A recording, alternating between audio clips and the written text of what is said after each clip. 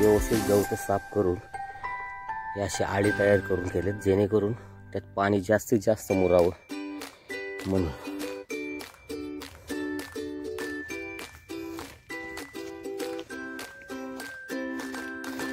इथं पण छोटंसं चिंचेचं झाड आलेलं आहे याच्यामध्ये.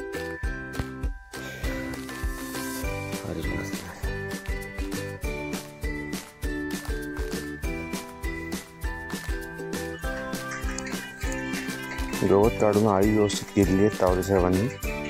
मी पाणी घालतो तो तावरे साहेब आहे पूर्ण ह्याच्यात काम करत होते. त्यांनी पूर्ण झाडांना पूर्ण गवत काढून स्वच्छ केलं आणि आळी खोल करून घेतलेली आहे.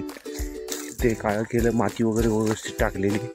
हे काळं केलं आहे की ज्याच्यात 10 लिटर कॅनचं पाणीसुद्धा मावशी केलं. आम्ही 2-2, 3-3 कॅन ह्याच्यात मुरवलेले, जेणेकरून आपण या टप्प्यावरती सारखं पाणी घालायला येत नाही, पण तोपर्यंत त्या ओलावर राहावा त्या झाडांना म्हणून असे आपण झाडांना 20-20 लिटर पाणी, 25-25 लिटर पाणी टाकून मुरवलेलं आहे. कारण जर झाड होतं त्याला थोडं सुकल्यासारखं झालं तर त्याला पण 2 कॅन टाकलेले. या आजूबाजूच्या झाडांना 2 कॅन टाकलेले, पाणी व्यवस्थित मुरवलेलं आहे. आणि ह्यानं हिरवं कापड लावण्याची गरज आहे, कारण हरणं काय त्यांना कुठले कॅल्शियम पडतं, कमी पडतं का काय, पण ती साल खातात. ते काय या झाडाला खडकात लावलेल्या करंज्या आहे. यालासुद्धा आपण थोडी पानं सुकल्यासारखी झाली ती, मध्ये जनावरांनी थोडा मोडला होता, तर त्याला आपण पाणी व्यवस्थित टाकून आळं तावरे साहेबांनी व्यवस्थित केलेले. ठीक आहे. व्हिडिओ काढतो.